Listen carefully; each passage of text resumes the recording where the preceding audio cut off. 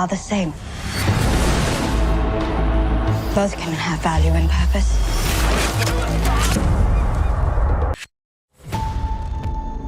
Hear me, my son. I alone will tell you the truth. Death is the only punishment here. Death is in our air, in sea, in earth.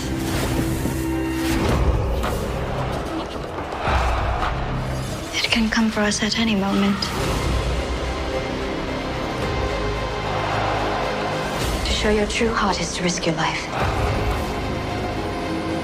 Enemies are everywhere and friends nowhere. Life and death are the same. Both can have value and purpose. Remember, we live and we die. We control nothing beyond that.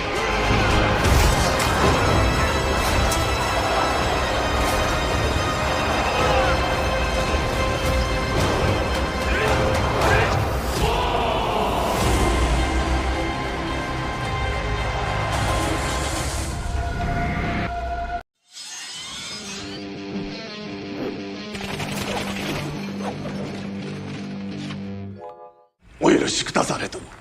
我らは敗北に向かう道を進まれる殿に従うことはできませぬ。気持ちを変えぬとあらば、拙者今ここで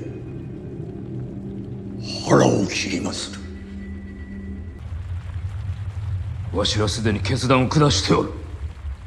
力はまことに無駄死にを選ばれるのでございまするな。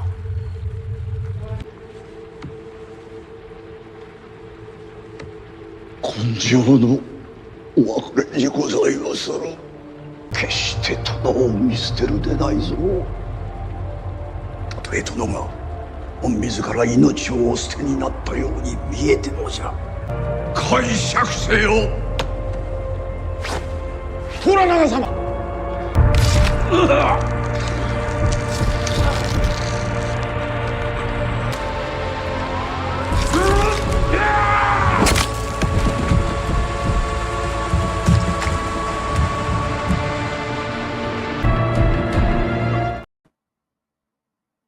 And we are live. Welcome one, welcome all to the Shogun Episode 9 pre-game show. And here we are, ladies and gentlemen. As Henry Bemis says, we are getting down to the nitty-gritty now. The final two episodes of Shogun. Episode 9, Crimson Sky, is set to drop on Hulu in less than 2 hours from now. And I cannot wait to see how this thing ends. I know we have been enjoying it immensely. I know you guys in the chat have been enjoying it immensely. And I have really been looking forward to this pregame stream all week. Cannot wait to take a look at some of these scenes that we have to look forward to in episode 9. And take a look at the trailer and see what we can see. Again, man, 2 episodes left. Ravener, it's like, it's bittersweet for me, as Scarlett said as well. It's kind of bittersweet. You know, I want to see these next 2 episodes. I cannot wait to see how they end this series. How similar is it going to be to the book ending, and what's going to differ? But on the other hand, I just don't want it to end, man, because just this cast, this crew, this show, everything that went into making Shogun what it is has been so freaking phenomenal from start to finish. The writing, the acting, the cinematography, the set design, the costumes, just the lengths that the production went to really drive home the authenticity of this series. I'm going to miss it when it's gone, man. Dude, I agree. And I came down pretty hard last week on Mariko, and I'm sticking to my guns on that one. But man, as an experience altogether, the way they've done, and I'll have a few comments later of some other things that we didn't really pick up the first time around. And actually, you had sent me a link to check out, some behind the scenes stuff. It was amazing the effort they put in to do things accurately, to really stick with things that were current to that time, and do things the correct way. again, man, this has been such a great experience, and you're right, it is bittersweet. Only 2 more episodes. I'm very filled with anticipation. It's if you're gonna do it, it's time to do it. They've got exactly 2 hours of runtime, to entertain us, to put everything they're gonna put in there. There is no season 2. There is no to be continued. It's kind of like shit or get off the pot kind of time. Yeah, it is. Yep. But yeah, man. So yeah, I cannot wait to see what happens. And even with and to be fair, I had to sit there and think. I was like, well, I'm not just going to sit there and be mean about Mariko without explaining it to the chat. I owe it to the chat to be honest, with my feelings, especially if you're putting on the critic hat. I have to give an honest criticism, but then also at least try to do my best. And I think we talked about this, and you guys may or may not believe this, but Jeremy and I talk, throughout the week about the show, and actually, especially after we watched the episode, we're like, what the heck did we just see? Part of my problem with Mariko is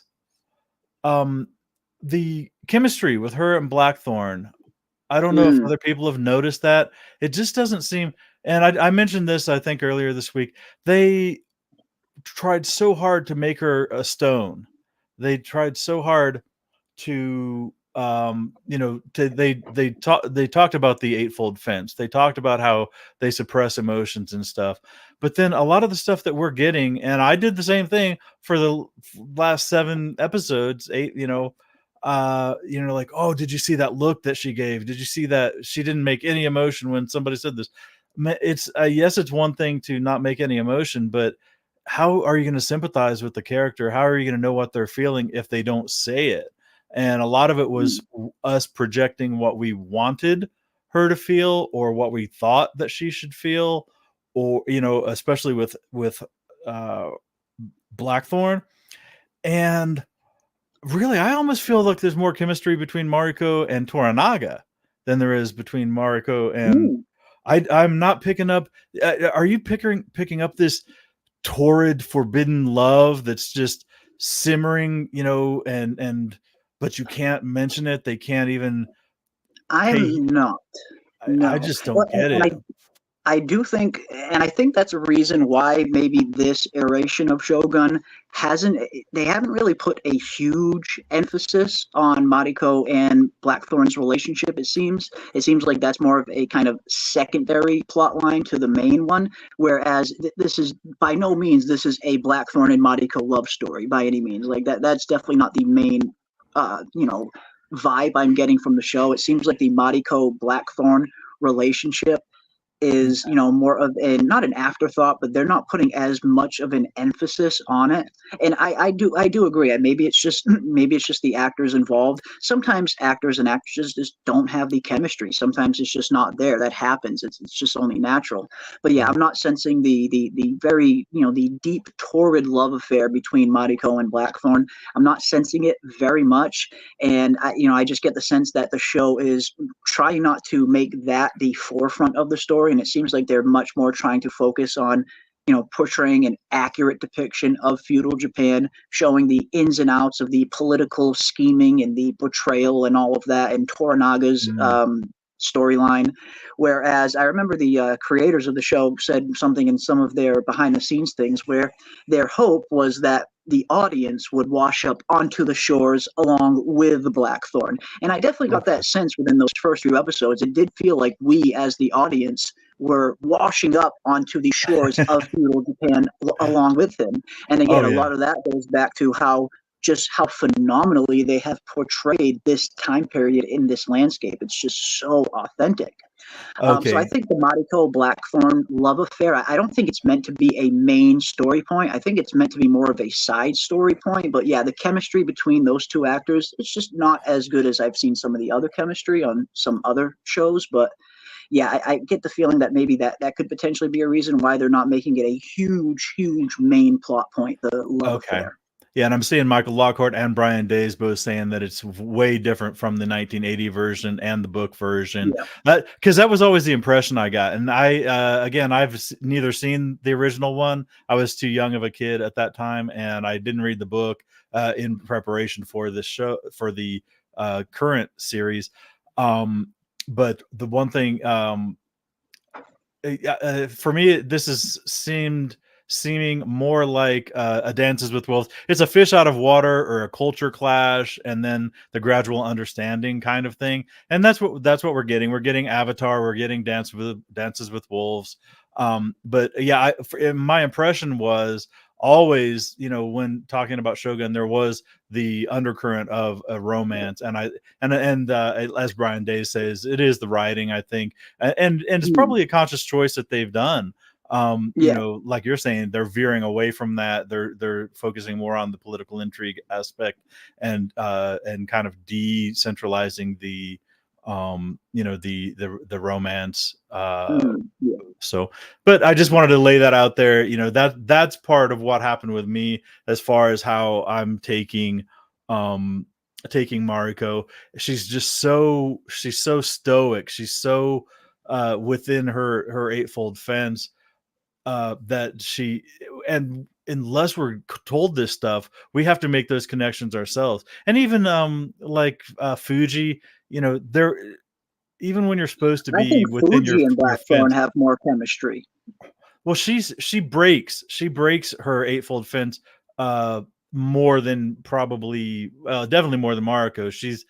I mean, maybe it's the pinnacle of what she wants to be as far as being so stone-like and stoic. Fuji, when she was talking to Hiramatsu, when he brought her husband and son's bodies, she lets herself slip. Yeah, she cracks just that little bit, and she put voice to her doubts that they would have victory, and she had to catch herself. When Hiramatsu looked like visibly pained that she could have not only have those feelings, but put voice to them. So, and she did. She like caught herself and gathered herself, and then said no, and then got right back in line. And I thought it was such a beautiful scene back then, or when it happened. But here I am on a tangent already. No, you're good, man. You're totally good. Totally good. Shall we greet our beloved chat? We shall. We will say what is up to the awesome chat that is joining us this evening. And again, big thank you to everybody for coming and hanging out with us. Again, I know Monday nights are not the easiest. It's the beginning of the week, work week has just started. Monday nights can be a little bit hectic. So we appreciate everybody taking the time to come and hang out with us for a little bit while we wait for the next episode of Shogun to drop on Hulu. And just over an hour and a half from now, about an hour and 45 minutes from now, ladies and gentlemen, Shogun Episode 9 will be on Hulu. And we also had a new member this evening by the name of Tim. Welcome to the channel, Tim. It is so awesome to have you here. Awesome to have everybody here. Tim's so nice, they named him twice. That's right. Yeah, so nice, named him twice. Welcome. We got Scarlet Fever in the house. Hail to the chat and panel. Bittersweet with only 2 episodes left. I can't wait to see what happens next. And absolutely, that's kind of where I am at as well. Although I cannot wait to see these next 2 episodes and what unfolds and how the series ends. And again, how similar is it going to be to the original miniseries? How similar will it be to the books? But then, the other part of me is the bitter side, where I'm going to miss this cast of characters and this level of writing. And again, the costumes, the cinematography, the sets, everything that went into making Shogun what it is. I'm genuinely really going to miss this show when it's gone. But I am still looking forward to seeing the ending. So it's definitely bittersweet for sure. I am stoked. I'm on the West Coast, so I get to watch this before bed. Awesome stuff. I love it. Love it. That's right. Just a little under an hour and 45 minutes from now, everybody, we are going to be diving into the next episode of Shogun. We got Henry Bemis in the house as well. What is up, Henry Bemis? Always good to see you, my friend. Welcome. We got Wolf Spear in the building. What is up, Wolf Spear? Always good to see you in the chat with us, my friend. I hope you guys are also gearing up and getting ready for Shogun Episode 9, entitled Crimson Sky. And I guess we are going to find out once and for all what exactly Crimson Sky is referring to. I know a lot of people in chat have been thinking that maybe Crimson Sky is some sort of red herring, and some are thinking it's the real deal. So I guess tonight we will find out. Yeah, I'm What wondering is it if going to be? those the scenes of a massive battle like what we had expected to be Sekigahara, I wonder if those were just promo, like promo shots and not actually from the show. In the episode? Yeah, I'm Interesting. wondering about that. Interesting. Yeah, who knows? I guess we'll find out within the next week or two at most. Yeah. I can't wait. I'm looking forward to finding out. It looks like at the very least we do have some action to look forward to in tonight's episode, where it looks like we have some kind of some sort of fight scenes. But again, I know we've said it time and time again. This show is, I mean, this isn't one of those shows that's, very geared towards action and spectacle. And I love that so many shows and movies these days rely so heavy on spectacle and not as much on crafting good characters, good world development. And I know we've said it time and time again, but I haven't even noticed the lack of big action and big battle scenes on the show because it's just been so well written, so well acted. The dialogue's been phenomenal. Everything about the show has been so phenomenal that I haven't really even noticed the lack of big battle scenes. But it would be nice to get one. I'm not going to lie. I would love to get one, but I'm not really expecting a big battle scene, to be honest. They've created such a rich and immersive world. I love every episode, and not just for this show, but I mean, I'll watch them multiple times, just to soak in everything, to catch everything that I missed. And again, man, because it is subtitled, it's not one you can go do some dishes and then go fold some laundry and then perk up when you get a music sting, you like perk up and look. You have to pay attention, but you're paid. It pays off big time when you do, and when you clear your schedule, when you dedicate your time, the 1 hour block to doing this. Now, if you do want some hack and slash and samurai action, my love and I binge watched Blue Eye Samurai, the Netflix series. I hear that's very good. Series. I tell you what, man, it is pretty satisfying. It's a modern, everything about it is modern. Like the quality of the animation is modern, but it's a nice, and it's, I think, set in 1633. It's set in like towards the, I think Tokugawa has already passed, but they're well in the Tokugawa shogunate. But man, what a fun, and it's just fun, and it is hack and slash, and you'll get to see your blood and guts and beheadings. I would call it definitely a hard R as far for a cartoon, almost back to the heavy metal days. If anybody remembers heavy metal from back in the day, but man, it's a good, I think, 8-episode season. So good. I would definitely recommend Blue Eye Samurai on Netflix. I have been hearing some really, really good things. Just about everybody that I've talked to who has watched Blue Eyed Samurai has really enjoyed it. I've been meaning to watch it. It's on my watch list. I just haven't got around to starting it yet. I haven't even started any of X-Men 97 yet either. And I hear a lot of people are raving about how good that is. I got a lot of stuff on the queue that I am definitely going to dive into once Shogun ends, and I'll probably check out Blue-Eyed Samurai as well. In fact, I know George R.R. Martin was so taken with Blue-Eyed Samurai that he even mentioned, because obviously they have some Song of Ice and Fire animated series in development as well, and he was so inspired by Blue-Eyed Samurai's style of animation that he is even kind of gearing a Song of Ice and Fire animation in a similar style like that is what he's hoping for, is how much he liked it. So, well, that's that's stacking the chips in his favor then, because it is excellent. And Rooftop Korean likened it to Arcane, if anybody has watched Arcane. And I can't remember the game. It was some mobile game that that Arcane was based on, but you don't have to know. You don't have to know the game or anything like that to have enjoyed Arcane. I really like that one.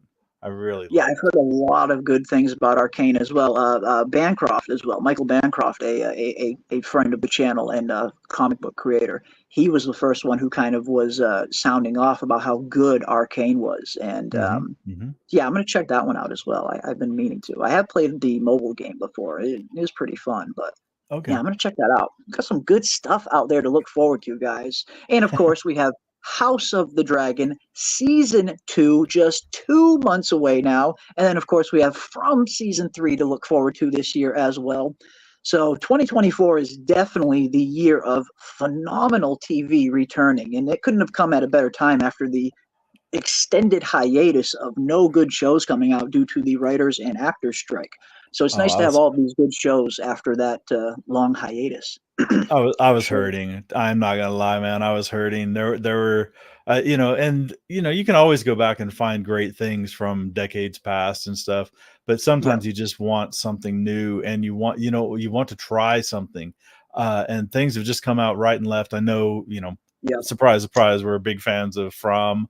Another a little sleeper hit. There's a lot of good stuff out there, a lot of good stuff, and hopefully, now that the strike's over, now that all the other thing is over with, we can get at least back in the saddle and really start Back seeing in the some swang great. of things. Yeah. I like it. I like it. We got And some and good God stuff knows there is no such thing as a lurker on this channel. This is true because we have Dana Marie gifting not one, not two, but three memberships. 3 memberships gifted from the awesome Dana Marie. Thank you so much, Dana. Looks like Comics Mate is now a member. KSSSS is now a member. And happy birthday to KSSS. And it looks like Sanganista J is also now a member. Welcome one, welcome all. It is so glad to have each and every one of you here. And thank you again so much, Dana, for the gifted memberships. And you guys in the chat know what that means. Anytime we see a super chat or a gifted membership, that person deserves a whoa. Whoa! And some glitter for good measure since it's Dana. Yeah. Although I know Dana likes the glitter, but I think Dana might also equally like being shamed.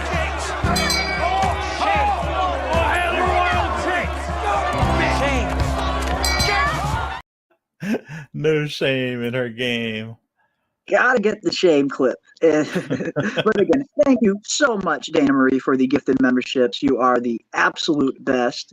And thank you, everybody. You guys have been so supportive of the channel over the last few weeks and months, especially during the Shogun content. And we can't thank you enough. You guys have been the lifeblood of these streams, you guys in the chat. So thank you so much. Speaking of the chat, let's see who else is in here. See Rooftop Korean as well. What is up, Rooftop Korean? Awesome to see you in here, my friend. We got Doc Hayes in the building. What is up, Doc? Always good to see you, my friend. And yeah, I know, right? Don't do it, Hitamatsu. Hitamatsu, no. Hitamatsu, no. What a phenomenal scene between him and Toranaga there in that moment. The theater that the two of them put on, as it was described in the podcast. Just great scene. Yeah, just up in the ante, each one up in the ante, and waiting for one or the other of them to buckle, and neither of them did. And oh my goodness, I love it. And yeah, we're definitely going to get into that one tonight as well. We got Michael Lockhart in the chat. What is up, Michael? Always good to see you as well, my friend. I see Henry Bemis in the building. What is up, Henry Bemis? We got Kai in the house, and Kai is very much convinced that it is a crimson herring coming around. And that's right. It could be. Who knows? Interesting. Who knows? Let's see what else we got. It's almost refreshing for a series to be one and done season. Honestly, and again, I do kind of I really applaud their discipline in doing that in just a one and done series. A show like this, especially with the book being 1,300 plus pages, they probably easily could have stretched this out and done 2 or 3 seasons to tell the whole story. But yeah, something about me does kind of really enjoy just the one season and done, telling a solid story, beginning, middle, and end, all in one season. part of me really likes that. Again, I am going to miss the show when it's gone, just because I've really fallen in love with this cast, this, the crew behind it, everything that has gone into making Shogun what it is. I am really going to miss the show when it's gone. But again, the other part of me really likes the kind of one and done miniseries where they're telling a solid story all at once. So I like both. It's a give and take for me, for sure. Yeah, and for this show, not only the one and done, knowing that they're going to fit it all in the 10 episodes, but also the weekly release rather than the all at once.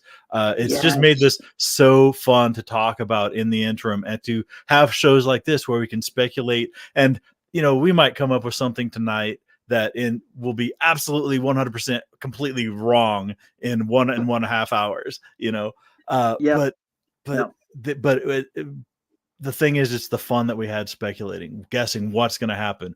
And they've been so cagey with what they release in the trailers, the scenes that they put in there. They don't spoil anything for you. Not much. They tell you essentially all you're getting is who is in that episode.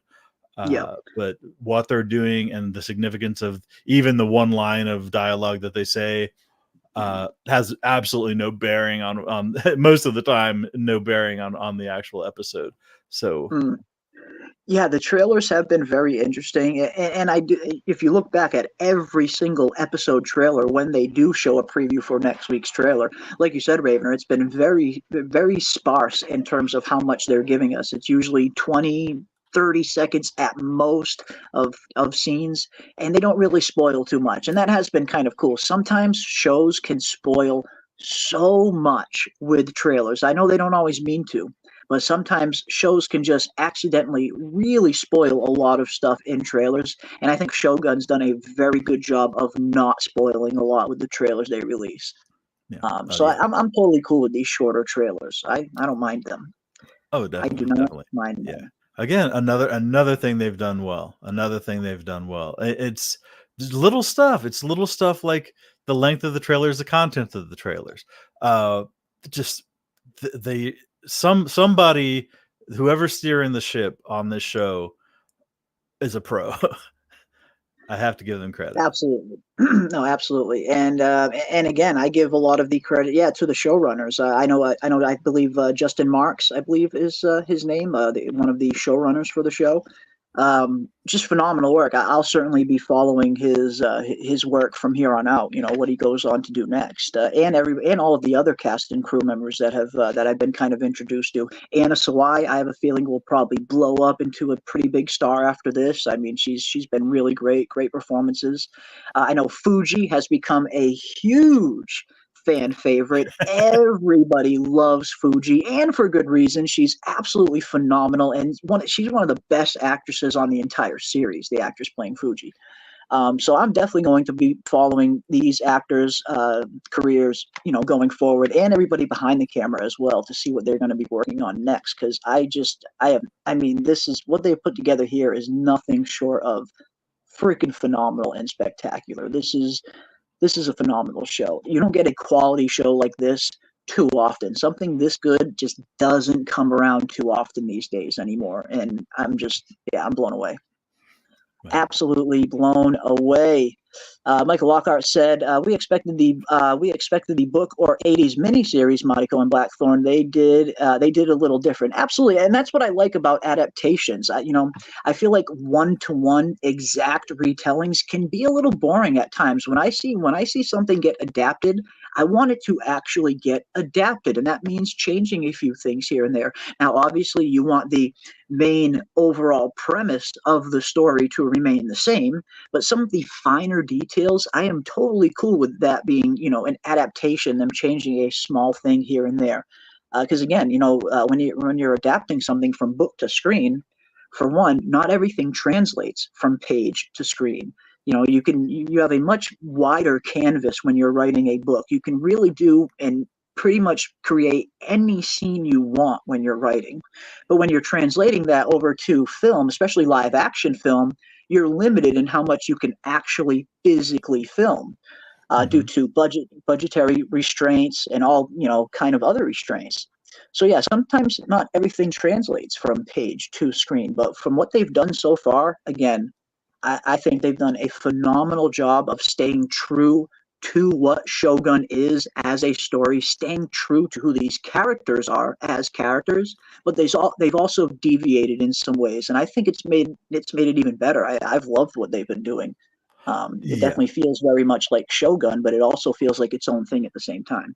Yeah, and like you said, it's a sprawling 1,200, 1,300 page novel. And we know just from people who have read it and compare and Mm, contrasted that they've composited some characters, they've removed yeah, some characters, yep, there are some scenes that just weren't practical to add into yep. the runtime that they have. Just like Game of Thrones Essentially, too. yeah, you're looking at a 10-hour runtime essentially. I mean, it's Yeah, yes, it's 10 episodes, but you have 10 hours of runtime, 10 60-minute yeah. episodes that you have to fit in everything that you need to fit in, that's relevant to the story, that pushes things along and provides what the audience is looking for. So yeah, you're exactly right. But as far as the compromises that they've made, or the changes that they've made, yeah, I've got to say it's such a satisfying experience to be Mm. watching this show week to week. So It is. It truly has been an honor to watch and to cover this show. Again, I've had so much fun covering the show here on the channel.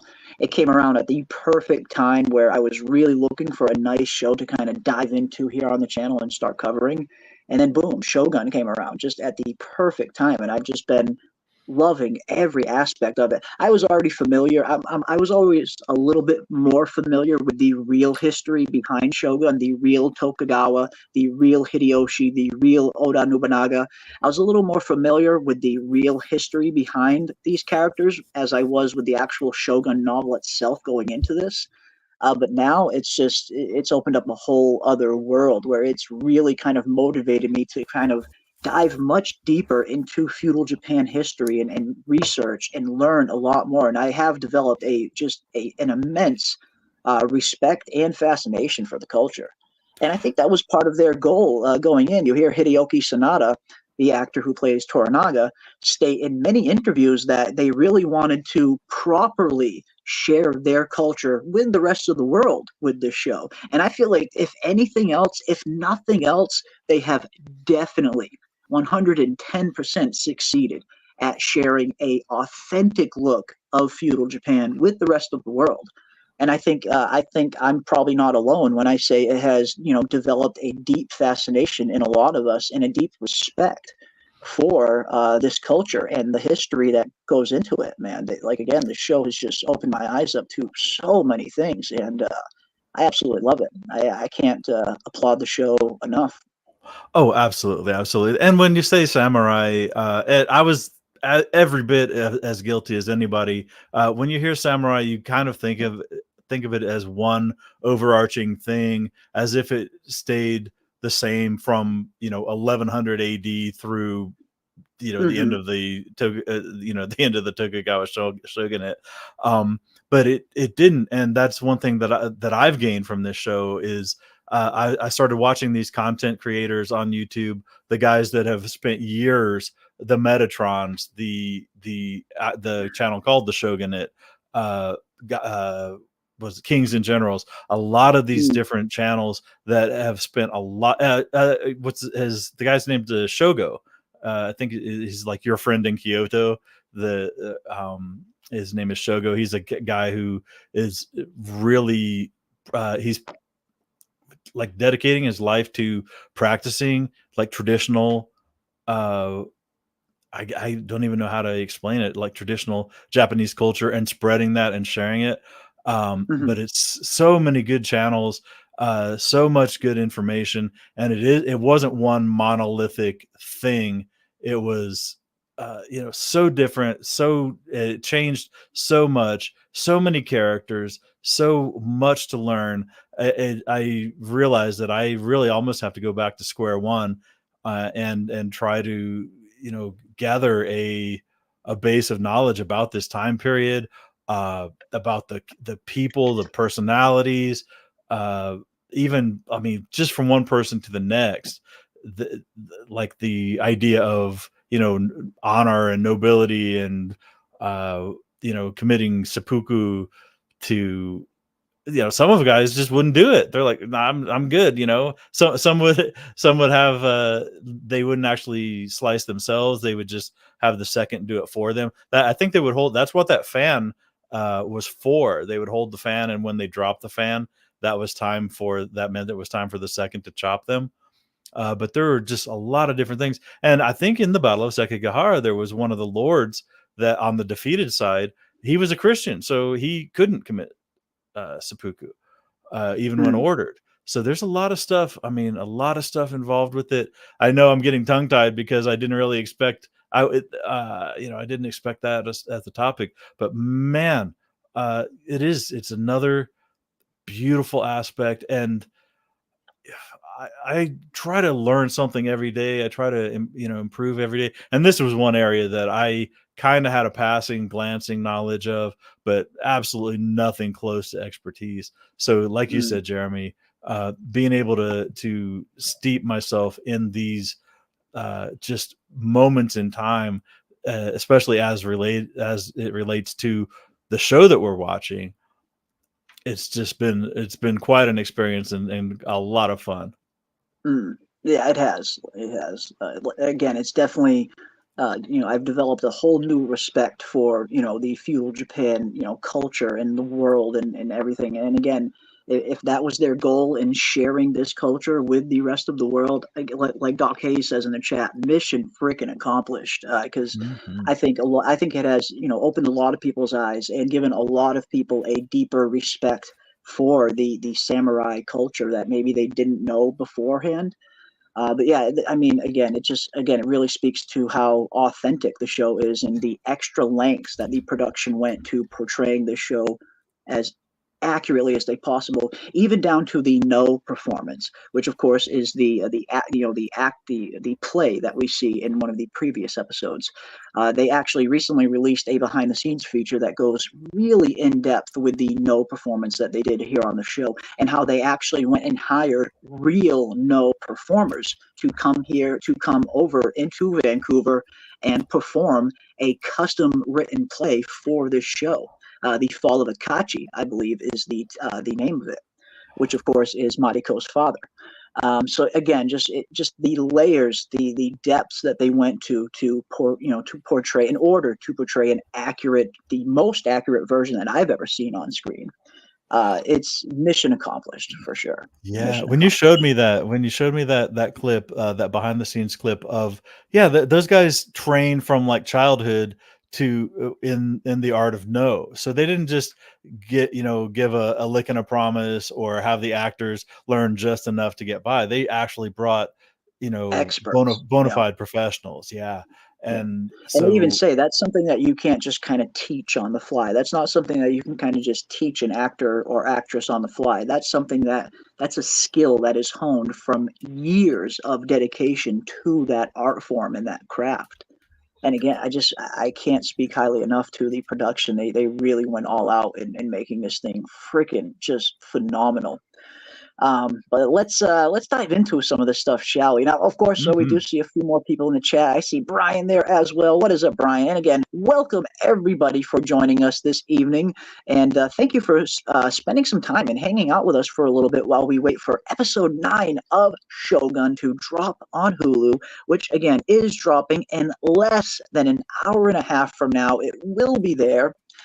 So let's see who else we got in here. Yeah, Dana Marie says, I'm a big Fuji fan. Love her character. Absolutely. Huge Fuji fan. I think she's phenomenal. She's absolutely phenomenal. We got Kai in the building. What is up, Kai? Good to see you. We got Q in the house. What is up, Q? We got Purple Alizé. What is up, Perp? Always good to see you hanging out with us.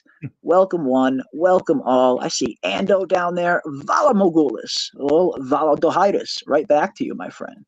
Right back to you as well.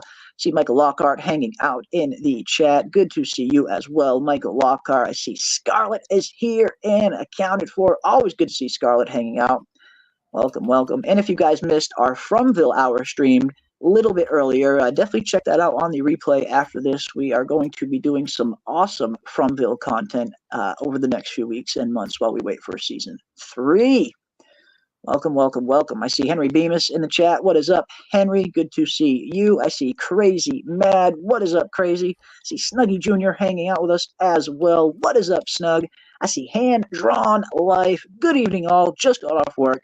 And it turns out Hand Drawn Life isn't just in the name. He's actually an incredibly good artist as well. Shared some of his art with us on our Saturday show. We do a once a month here. Obviously, we cover a lot of TV shows here on the channel, but every Saturday we are also big comic book fans as well. I have a lot of friends that are comic book creators, that are artists and writers that have worked in the industry for many, many years, DC, Marvel, all of that. And we have a lot of friends that are just doing amazing things in the comic book scene. So once a month here on the channel on our Saturday show, we try to do an art share where I put out a tweet on Twitter asking everybody to show some of your most recent art. And we had some really good suggestions this week. And yeah, we found out Hand Drawn Life is a phenomenal freaking artist. So it's cool. And thank you for sharing your work with us, my friend. That was really cool to see. Very much appreciate it. Very much appreciate it. Wolfspear says, I believe 100% that Toranaga knows that Mariko and Anjin-sama did the horizontal mambo. He has so many spies and at least one in Anjin's house, so no way that's a secret. I tend to agree with you, Wolfspear. I feel like there's not a whole lot that goes on in Toranaga's camp that he doesn't know. Again, we've seen the master tactician that Toranaga is. He always tends to be steps ahead of everybody, has a plan for everything. So I would be incredibly surprised if Toranaga didn't know exactly what was going on between Blackthorne and Mariko. And he even kind of mentions it in the scene right before the earthquake, where he calls out Blackthorne and Mariko, saying that there's a dark shadow over both of you. So he could clearly see there was something going on there. And then even further, in a following episode where he demands Mariko choose. Are you with us? Are you with your father's enemies? Or are you with Blackthorne? So he knows. I mean, Toranaga, I think he very much is aware of everything that is going on around him. Do you think he picked up on that early? I think there's girls that open the doors at those sliding doors whenever anybody goes in and out. They just automatically, it's like the Star Trek doors that they know when you're coming towards the door and the door just opens. Yeah.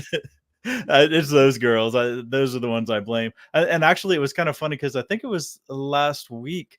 Who was it? I believe it was Kai that brought up that when Hiramatsu came out and said he's going to fight to that assembled group of samurai, of the generals there, there were a couple of those little attendants, the little servants there. And for some reason, that was when the priest was walking away, and he's like, he wouldn't have said that or left a message with him, meaning the priest, if he wasn't going to. And for some reason, now I'd have to go back and rewatch it, but it felt to me for a second that they let the camera linger on those girls. At the time, I didn't pick up on the significance of it. I thought it was like maybe they were shocked too that they were hearing it, but maybe they were shocked and gonna tell somebody about it. So I think especially when the walls are paper, every wall has ears. The walls of these shoji screens are not very thick, as we've seen. And I think like you said, people like that, the household, the help, for lack of a better term, the servants, the ones that do open the screens and shut them, those are the perfect kind of unassuming people you would want to have as informants. They're in there, they're in the background. A lot of them are kind of sworn to not reveal the secrets that go on under a certain house, so there is that aspect to it. But other than that, they are kind of in a prime position to be really good spies, if nothing else. Oh yeah, they're invisible because they're unseen. They're unseen by the people above them. So that they can pass unnoticed. They can go to many places unchallenged. And how many times has that been written into a story where one of these girls or one of these guys, a stable hand or some such, has a girlfriend in another area and finds out some key piece of information and just happens, whether it's pillow talk or whether it's, trying to impress, like, guess what I found out, such and such what got with such and such the other night. And then instead of being Everybody just, gossips. That's for sure. yeah, oh yeah, absolutely. Everybody gossips. If you think the servants aren't sharing information with each other, you're dead wrong. I mean, that's just human nature. Where I feel like we're programmed almost to share. I mean, everybody wants to share. You want to share your life with someone else, share information with someone else. We're very much prone to gossip. So I imagine they very much are, and I love this as well, where Toranaga heard me fart down under, and followed previously by, I think Toranaga has spies that can tell him who farted in Osaka an hour before they even farted. And honestly, you do get that kind of sense with Toranaga, where he knows if you freaking farted before lunch. He gives off Varys vibes. Anyone who watched or read A Song of Ice and Fire, he definitely gives off those Lord Varys vibes, where he seems to know everything that's going to happen before it happens, including farts even. So yeah, and that's why Gin just wasn't buying it. Everybody else was credulous when Toranaga seemed to have been outsmarted by his brother's army appearing as they did, but Gin just wasn't having it, and maybe she was just the only one to come out and say it. Maybe. In that conference, that little conversation she had with. I think, I wouldn't be. I mean, and that's the thing. Gin, I loved that scene between Gin and Toranaga. It seems like Gin, and I know we've said this in the past, but Gin is definitely just as, if not very close to, Toranaga's level of intelligence. And she certainly seems like she knows how to play the game as good, if not better, than anybody. You don't get to the position that Gin is in, especially being a female in that time period, if you don't have some gusto and you're not very savvy in maneuvering in this time period. And Gin just, she sussed Toranaga out right away. And I loved how she kind of subtly called him out, but very respectfully.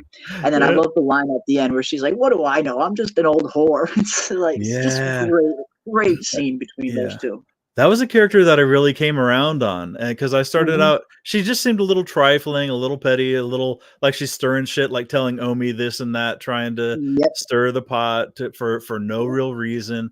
But between the stick of time scene and then finally, man, when she got her little piece of land and she's measuring it out with her feet in the sand, I was like, you know what? I'm glad, man.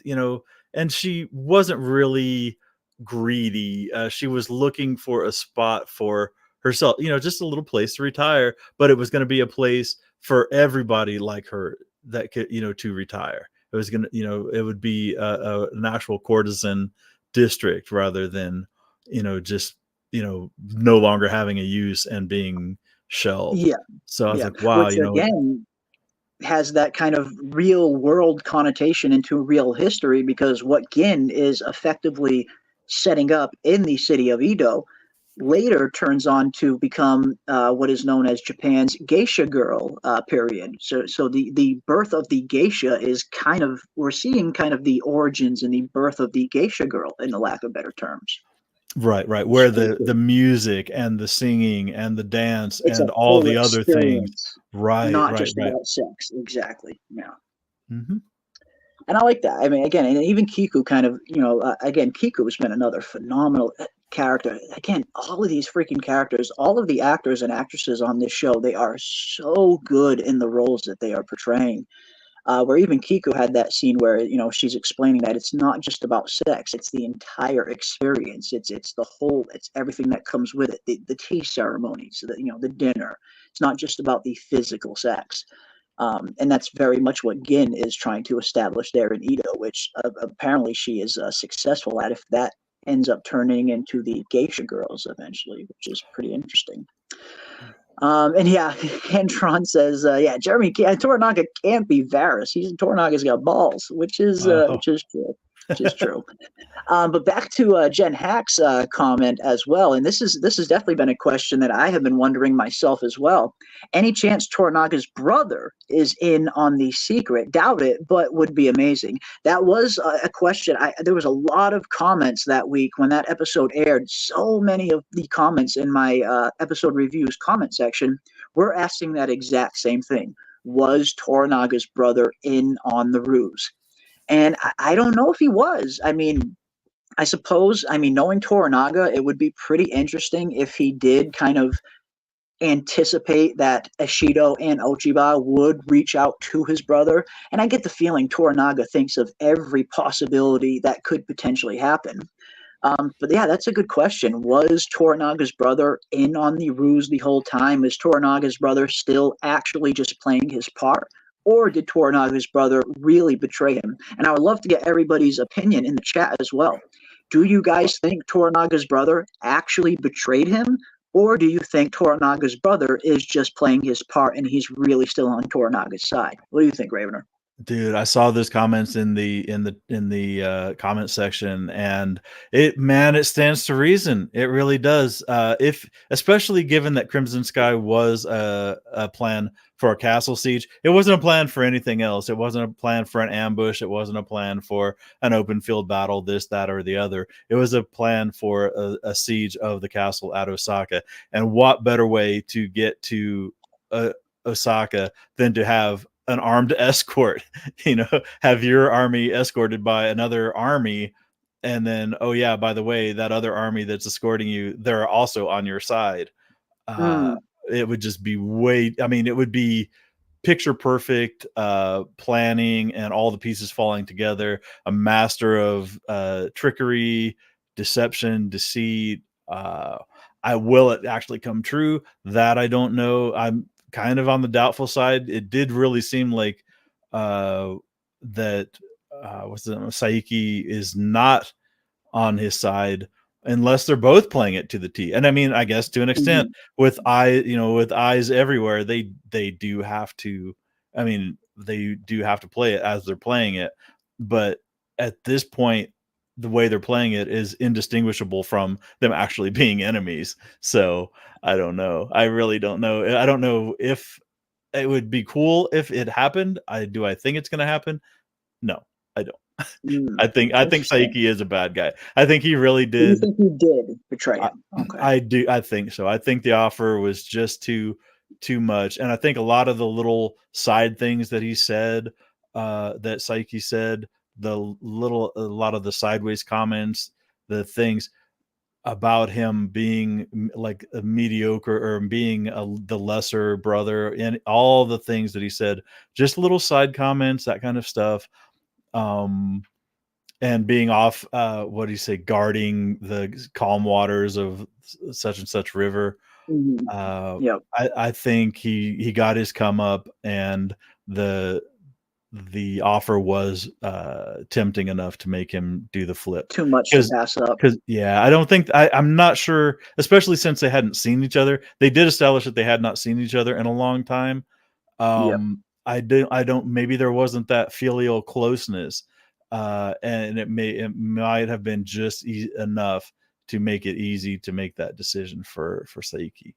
So that's my guess on that one. I do not think that he flipped. I think it would be cool as hell to see it happen that way. I don't think it happened that way. Okay, interesting. Yeah, I think it's going to be interesting to find out. I mean, is Toranaga's brother just playing his part, or did he really actually betray Toranaga? Let's see what you guys are thinking. Yeah. Saki just wants in Ochiba's kimono. Maybe that's it. Maybe that is it. Wolfspear says he's playing his part. Maybe. Yeah, maybe he is. My opinion, albeit clouded, because Toranaga's half-brother in the books had a different encounter, so I am blissfully in the dark for the show version. And again, that's what's great about sometimes, this being an adaptation, keyword being adapt, where you do tend to get these changes from book to series. And that makes it fun, at least for book readers. For me, being a book reader, diving into most of the shows that I watch that do have source material, I tend to read the source material before watching the show. But I love seeing the changes every once in a while because I like being surprised every once in a while. I like not knowing what is coming around the corner. So I'm all for adaptations kind of doing their own thing every once in a while. So Oh yeah, yeah, and I'm being I'm all blissfully about ignorant for the yeah. show is great. Yeah, and I'm all about seeing what the chat has to say about this because believe me, I could blabber on, but I get at the end of the day, especially on stuff like this, my guess is just a guess. So yours is every bit It's as all valid just a as mine. guess. So Yeah. yeah, man, I'd love to see how you guys like, and I love it when I see something one way and then you guys see the exact same thing that I'm seeing in a completely different way. It's like, wow, awesome. So Mm. let's keep going. I love Yeah, it. that's what makes it fun. Yeah, these I really look forward to these discussions every week. It's always a blast getting into these topics with the chat.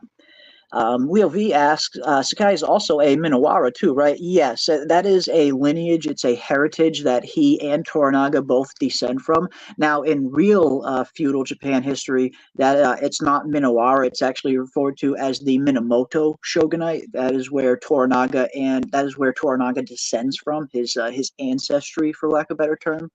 But yes, his brother is also a Minowara. Anyone with Toranaga's blood would technically be considered of Minowara descent, I would imagine. Depends. The Minowara bloodline is through Toranaga's mother. Yeah, exactly. If this is his half brother, do they share a mother or do they share a father? That's a good point, Michael Lockhart. Although the way that he talks about, Minowara in that scene when they are at the dinner, it led me to believe that he considers himself Minowara too, with saying the whole Minowaras aren't supposed to be afraid. So I get the sense he at least considers himself one as well. But that is a good point, Michael Lockhart. Is he which line does he descend from? Good point. Brian says, strategically, this seems what needs to happen. I guess we're going to find out. I guess we are going to find out in just an hour's time, ladies and gentlemen. Episode 9 will be loaded up. Rooftop Korean says, I think Sakai is a half brother on the mother's side, so maybe not. I could be wrong, though. Yeah, it could be. Could be. We got Tyler Gomes says, I cannot wait to see who are those lords who will turn their coat during the Great War. His brother might be playing his role, but if not, it would be satisfying to see him die. Absolutely. Absolutely. I mean, especially seeing a family, there's nothing worse than disloyalty, especially disloyalty within your own family. It's one of the worst things that could happen, especially in a time like this. In a times of war, you would think family is the one thing you can count on, but sometimes you can't even count on family. So, yeah, that's a good point. If he did really betray Toranaga, it will be satisfying to see him get a satisfying death, if nothing else. So, who knows? Who knows? Kai says Crimson Sky has been going on since episode 7, but what happened in Sekigahara? Even during the battle itself, many allegiances were shaky at best, and some did not join the battle until last moment. Very true. This is very true. And I know we've talked a little bit about this in the past in terms of how exactly is the show going to handle the Battle of Sekigahara?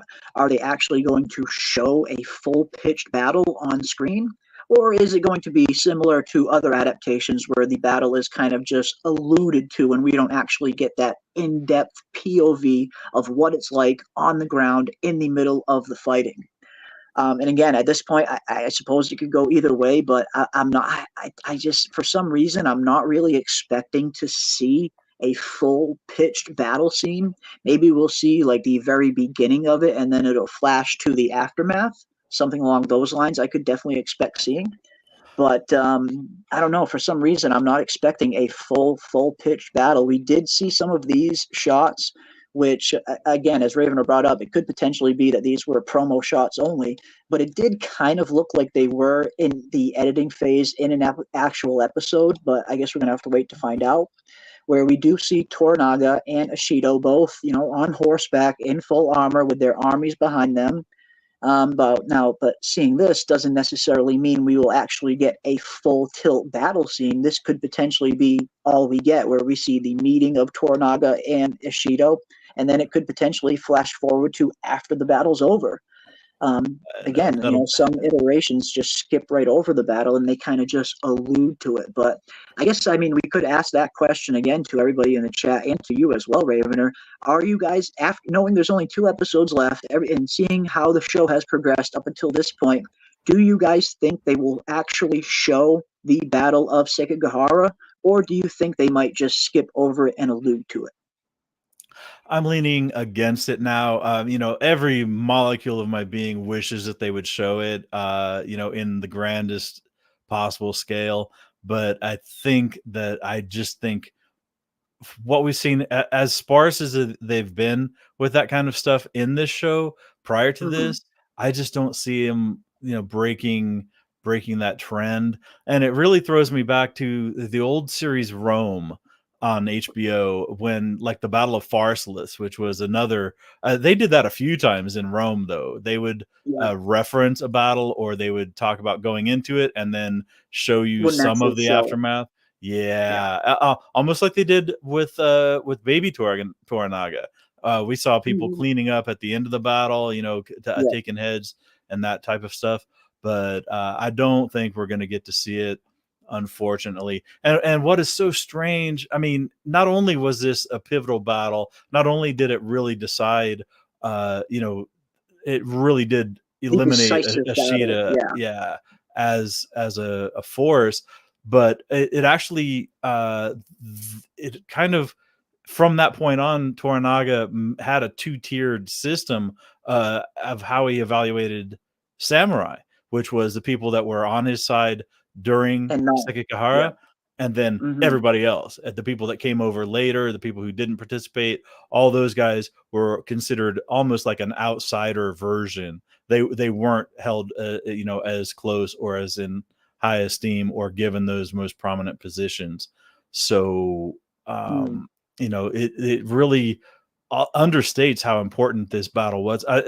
Without showing it, there's no way to emphasize how important and how pivotal this was to, in that time. Unless the other option is, like you said, in the aftermath, they literally have to just do a straight up exposition dump and say it in the narrative to tell us all how important it was, if we don't get to see it on screen. And unfortunately, man, I just do not anticipate it being shown, especially this next episode. We know they're going to be in Osaka Castle. They're going to be spending a lot of time there. I don't know how they're going to fit this giant battle in and make it all make sense. Episode alone, especially with everything else they'll have to tie up. It's going to be interesting to see. I'm definitely leaning a little bit more towards the no. I don't think we will see an actual kind of full pitch battle scene. As much as I would love to see that, I don't think this show, this hasn't been that kind of show. Everything that we've seen leading up to this point is this show is focusing on story. It's focusing on characters, and building this world and building up the tension between these two opposing forces, but not actually showing them come to blows much often. So I'm at the point where I'm not really expecting to see a big full pitch battle scene. I would love to, don't get me wrong, but I think they're going to play it a little similar to other adaptations where the battle is just kind of alluded to. Maybe we'll see the very beginnings of it and then it kind of just cuts away. I guess we're gonna have to see. It's gonna be interesting. Right. Leo V says, I'm hoping for a 300 Spartan last stand Thermopylae type of battle scene when Toranaga and Ishido clash. Again, I would love that. Like I would absolutely love to see a nice big kind of 300 style battle scene. I don't know. I get the feeling it's not in the cards. Doc Hayes says, I don't think we will see the full battle. Michael Lockhart says they will allude to it, want to see it, but ... That's kind of my exact thinking as well. I want to see it, but I don't think we're going to. It will be the Osaka siege. Yeah, I think the Osaka stuff that we're going to get in presumably this episode, this might be the height of the action, the quote-unquote action scenes that we're going to get. It does seem, from the trailer, And from previous trailers, it does look like we are going to get some kind of action going on within the walls of Osaka, whatever this Crimson Sky ends up being. It does look like we have some interesting fight scenes to look forward to. But yeah, in terms of a full-pitched open battle like this, I don't think we'll see a full battle myself as well.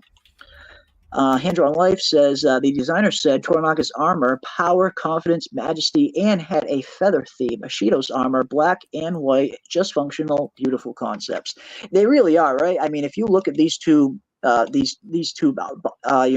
armors, just the costumes and the wardrobe in general, they really took their time with crafting the look of Shogun to get it as accurate to kind of feudal Japan as they could. And I think they did a phenomenal job where you look at everybody's armor, while it has a kind of similar feel where you can tell it's all in the same time period, they're all super unique from one another as well. If you look at Ishido's armor, from Toranaga's armor, and then you see the Taiko's armor earlier on. And even Yabushiki has some freaking badass armor as well, just like Buntaro and Toranaga's son had as well. While they all look like they are definitely from the same period, they're also very unique in and of themselves as well. So, yeah, again, I cannot praise the costume and wardrobe department enough on this show. The armor looks so freaking good. I mean, shit. And I think they said in the actual battle that Tokugawa didn't actually put on his helmet until well after the battle was in hand, almost in a show of confidence or a show of to encourage his own people, because at that point his son hadn't arrived with the 38,000 troops that he was supposed to have arrived, so the numbers were almost perfectly even. So they were morale and getting your guys encouraged and showing confidence, showing disregard for the enemy by not putting on his helmet was kind of like his attempt sign of disrespect almost. Yeah, he wanted to he anything that he could do to boost morale, and it's a mental game give too, his like guys an edge. Give his guys a mental edge while also maybe psyching out the opponents as well. Again, warfare at the end of the day, it is just as much a mental game as it is physical prowess on the battlefield. If you can defeat your enemy mentally before the battle even begins, that is where that's where war is won. So no, I definitely believe it, and I gotta see this right here as well with Jen Hack. Need some more Rodriguez. I know, as unfortunately I'm not really expecting any more Rodriguez scenes. I mean, I suppose anything's possible, but man, the banter back and forth between Rodriguez and Blackthorne in those first 3-4 episodes was some of the best dialogue in the entire series. I love the kind of buddy cop, love-hate relationship that Blackthorne and Rodriguez have ever since the very first episode. That their scenes together are just absolutely magical. So yeah, I would love to see some Rodriguez before the series ends, but I'm not really expecting to see him again. That's another strike against showing the battle in any kind of way, is they have so many characters that they need to tie up the loose ends. They have to finish Ochiba. They have to finish all the people on all the sides, give them a tidy ending in one way or another. And I just don't think they're going to be able to fit all of it in 2 hours. Can we watch the trailer? Just so we can get we can actually. Yeah. Yes, let's take a look at the episode 9 trailer, and we will dissect that a little bit. Just let me get these last few. Michael Lockhart says we'll see the start, and then they will show Ishido buried with only his head showing, and everyone sawing at the neck with a bamboo saw, like in the book. That would be a fucking nuts scene. I would love to see that scene on screen. That would be pretty cool. Yeah, let's take a look at the episode 9 trailer, guys, and we can talk a little bit about what we could maybe expect to see in the next episode, which is airing in less than an hour now. And on top of the episode 9 trailer, I also have some interesting Crimson Sky clips that we'll take a look at as well. But yeah, here we go.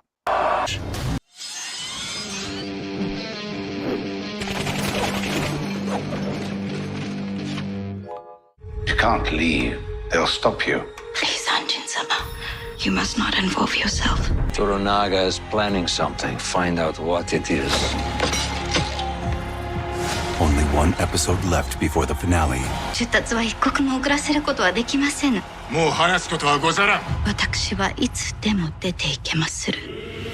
FX's Shogun, next Tuesday at 10 on FX. Yeah, they don't give you jack There squat. it is. They don't tell you nothing. They don't give you much. And again, I love it at times and hate it at other times. But yes, this trailer does not give us a whole lot to look at. But we can look at it and dive into it nonetheless. I did make sure to take some stills for every little moment that we got in the trailer. Mm-hmm. But before we do that, I did want to answer this. We have Captain Crunch 72 in the chat saying season 2 ? Unfortunately, it doesn't look like there will be a season 2 of Shogun. It's a phenomenal book, but it looks like they are adapting the entire book just in one series, and I suppose that's why it was categorized as a mini-series and not a season of television. So it looks like it is just going to be one season and done. But there is a potential to get maybe some other adaptations. Now, Shogun is one of 6 books in the James Clavell Asian saga. 6 different books, all set in totally different time periods in Asian history. So although we probably won't get a season 2 of this Shogun with this cast and this crew, seeing how well this show was received, it's probably the biggest show that FX and Hulu have ever produced. And seeing how well it was received and how much praise it's been receiving, both critically and from the fans, I wouldn't be too surprised if they end up adapting another James Clavell novel some point down the road. Again, there's 5 other novels on top of Shogun, all set in different time periods, all with totally different characters. So even though we might not be getting a season 2 of this Shogun, we could potentially get another adaptation of one of his other books, like King Rat. Taipan, I know, is another popular one. But as far as getting a season 2 of this cast and these characters, it doesn't look like we have a season 2 coming, unfortunately. Whew. And I tell you, man, this cast really is lightning in a bottle. These guys really do a fantastic job. I think, and I mean, even my least favorite, even Mariko being my least favorite, I think, as the chat pointed out, a lot of it has to do with how that particular character is written. But in the overarching story, man, everything about this is just incredible. I wonder if they're going to use the same casting, director and whatnot. If they were to, I would keep the entire crew the same. Obviously, you got to get different actors, but just seeing how well this crew behind the camera came together for this production, I would keep as many people on staff as humanly possible if I was FX or Hulu. That'd be my choice. The expense of flying somebody from Japan to Vancouver, just like the No actors and stuff. And they said in that thing that the behind the scenes thing that you had sent, it was basically what they really wanted to get across was it wasn't just drinking and eating. They wanted to show the different kinds of recreation, the different kinds of merriment that were at that level. And No is a very important part. See, that's something I didn't know about this, that time period. I mean, you can know something exists, but you don't know that it's, central to their just how important it is lifestyle. To the Yeah.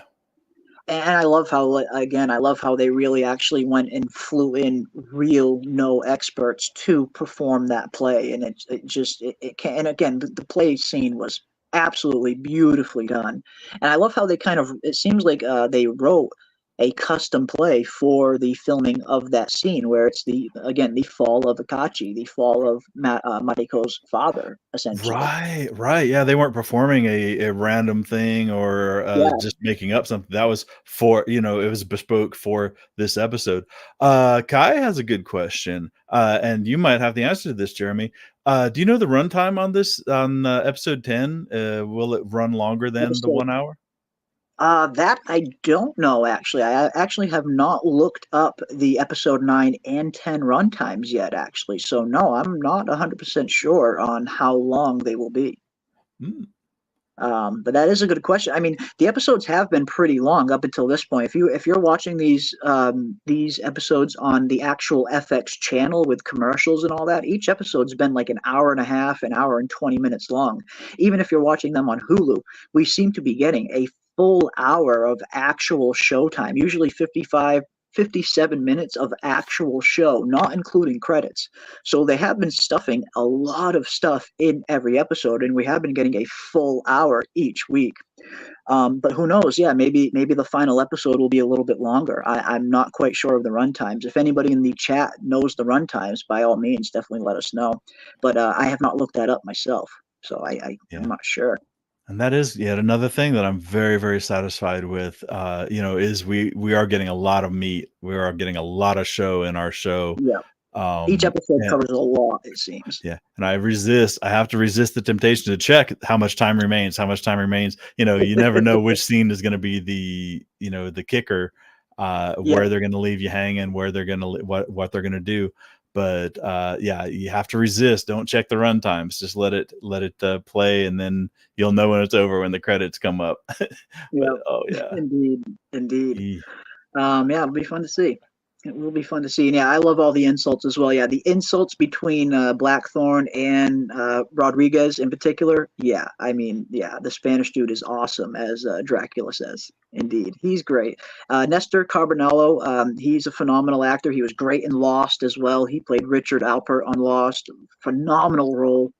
I actually really liked the show that he did with Jimmy Smits a while back. It only lasted one season, but it was a phenomenal show with Jimmy Smits and him called Kane. They were two brothers that were running this kind of sugarcane empire that were kind of getting involved with mob stuff. Really good show. Unfortunately, it only lasted one season, but who knows? Yabashigi should take the cannons to Rodriguez to use on Ishido from C. Maybe. And I guess that's an interesting question as well. They have made such an emphasis on these cannons all season, with them, taking a lot of time for Blackthorne to, train Toranaga's army in the use of these cannons, very successfully so. If Nagakato's use of the cannons behind Blackthorne's back is any indication of how good of a trainer Blackthorne was, he was pretty good. I know they spent a good amount of time training everybody, but it got to the point where Nagakato was deadly accurate with those cannons without even Blackthorne's help. So that'll be interesting to see. Do you think the cannons will come into play over these next two episodes at all? Do you think we will see the cannons be employed in any way, shape, or form? And I'd love to see what you guys think in the chat as well. Do you think we will see the cannons in action again? Or do you think we have seen all we're going to see from the cannons? What do you think, Raven? Man, I mean, I think we talked about the Chekhov's gun. You can't show the gun in the first act and not have it referenced in the final act. And they are literally guns, and not Chekhov's. They're Blackthorne's guns. But I would like to see that happen. I would love to see big booms. And they're loaded up on that ship. So, but that depends on what Yabashige is doing. It looked like he was scaling some walls in the trailer, and I don't know. They're talking about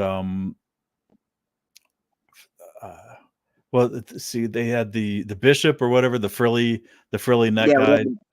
He was worrying about what Toranaga is up to. So where the Christians are going to fall in this final act, what the cannons are going to do. What is Yabashigi doing? He's creeping. Yeah, we're going to take a look at that. Yeah, we're going to take a look at that too, because that's one of the most interesting scenes here in this trailer, for me anyway. It stood right out. But Steven says, remember the cannons with Yabashigi and Anjin. I predict they will become important eventually. They were mentioned several times. Again, they have made a pretty good point to show us the importance of these cannons in many episodes. And like you said, Raven, with the whole Chekhov's gun thing, you can't just show Chekhov's gun and not use it. I mean, you can, but Yeah, it'll be interesting to see if we get any more canon action over these next 2 episodes. Especially Let's see what he does. as devastating of a almost not quite a wonder weapon, but like you said, even how Nagakado had used them, they are a step above what anybody else has. I mean, they established that much at least, that in the right hands they can do things that have yet to be seen on a battlefield, or so they do still have surprise. The potential to surprise with their effectiveness. I'd love to see him come into play, though. Absolutely. I would too. I would like to see the cannons be used one more time in some really clever way that we maybe aren't expecting. Boom, the cannons just kind of come into play. That would be a really good use, I think. And hand-drawn life. Oh yeah, and using them against Osaka Castle was the very first way that Blackthorne even mentioned using in a siege. Yeah. Yep. It could be very helpful in a siege scenario, indeed, and you don't have to worry about something taking out the cannons because they're at such a great distance, out of the way. You don't have to really worry about anyone taking the cannons out. So that is a good point. Hand-drawn Life says, yes, I saw the cannons being loaded onto the galley ship in the end of the last episode. Ooh, yeah, maybe they will come into play. Brian thinks, yes, the cannons will come into play. Wolfspear thinks, yes, we will see the cannons. Dracula says, hopefully, please use the cannons. I'm right there with you, Dracula. I hope we get some cannon action as well. Oh, yes. I haven't read the book, but it feels like having a bunch of cannons could turn the tide. I think it could. I think it could help a little bit. I think it might help a little bit. Crazy Matt says Yabushigi and Blackthorne have teamed up. Of course, we'll see them. And that would be a great duo to see kind of unleash those cannons, Yabushigi and Blackthorne. And again, as much as I love the scenes between Blackthorne and Rodriguez, I kind of equally like the scenes between Blackthorne and Yabushigi. Something about those two actors together, man, just magic happens when they're on screen together, I think. Great scenes. Well, the chat seems very, very optimistic. Yeah. Hey, from your lips to God's ears. Well, like they say, let's see it. Let's make it happen. Let's get it. Let us get it going. Hell yeah, man. Hell yeah. What would make Anjin mad enough to use them? Yeah, especially, I mean, if he's not ordered to use them and he just uses them on his own, what exactly would prompt Blackthorne to do something like that? We do see here in the trailer that we just watched, starts off with we get a overlooked scene of Osaka Castle, but then the very first scene is between Blackthorne and Mariko. And it seems, Blackthorne obviously is concerned about Mariko's safety. He cares about her. And he's telling her here in this scene, you can't leave, they'll stop you. And Mariko is urging Blackthorne to stay out of this. So, yeah, maybe we could potentially see Blackthorne come to Mariko's aid in some way, shape, or form via the cannons. I would love to see a scene like that. That could be pretty interesting. That could be pretty cool. Cloak and Dagger Bro, a diversion and the main objective. Yeah, Kai is very suspicious of this whole Crimson Sky thing going on. It's the Crimson Herring, as Kai refers to it as. And I mean, you might be right. Who knows? You might be right. The Christians usually fall on their knees in prayer, says Hand-Drawn Life.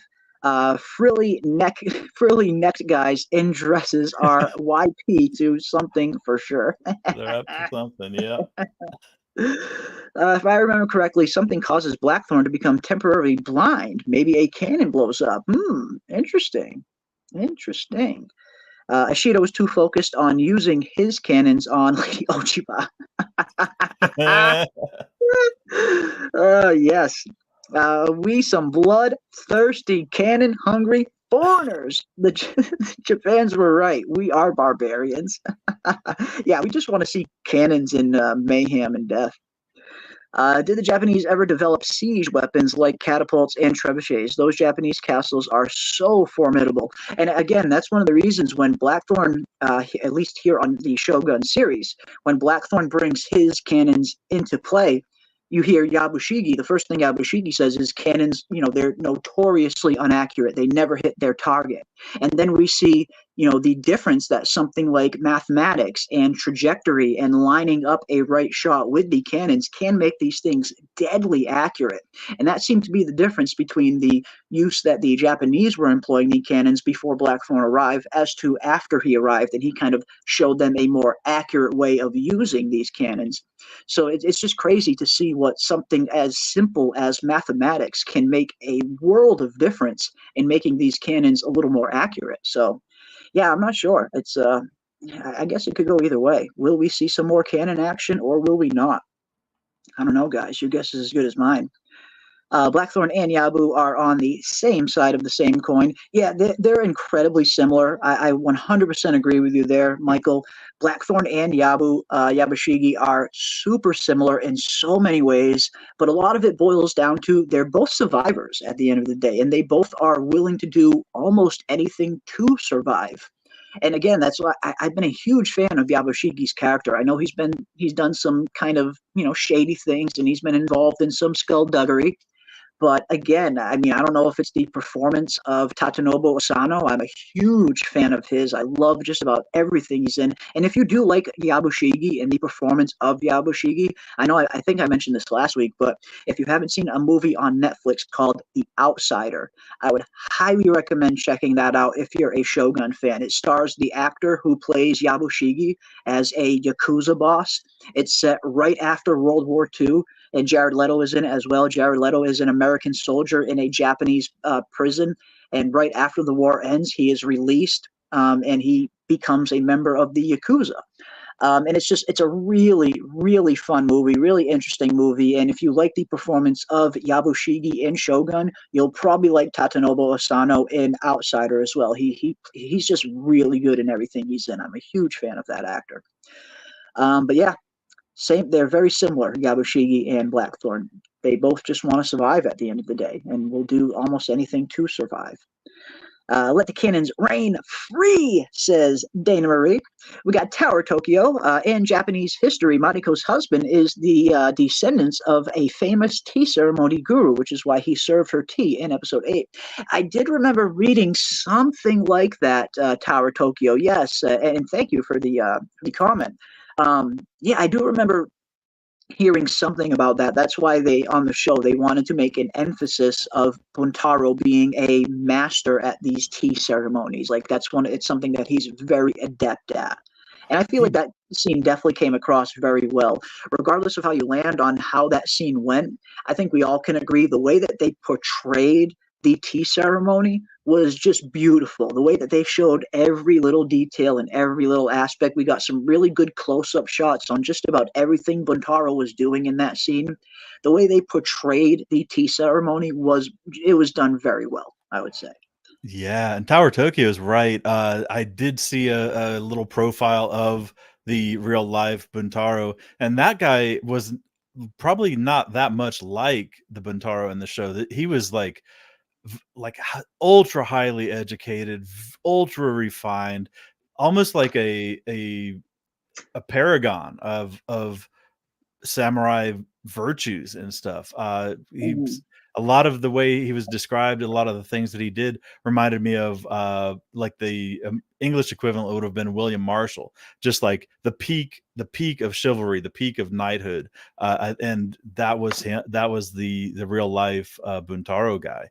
And yes, and you're exactly right. He was a master of the tea ceremony, and and it was even more involved than what we got the very slimmed down version for the show, but it still really conveyed the sense of ritual and the sense of like each movement, the importance of having meaning and whatnot. Yeah, but they say like each like course or something can take like 50 minutes to prepare and whatnot.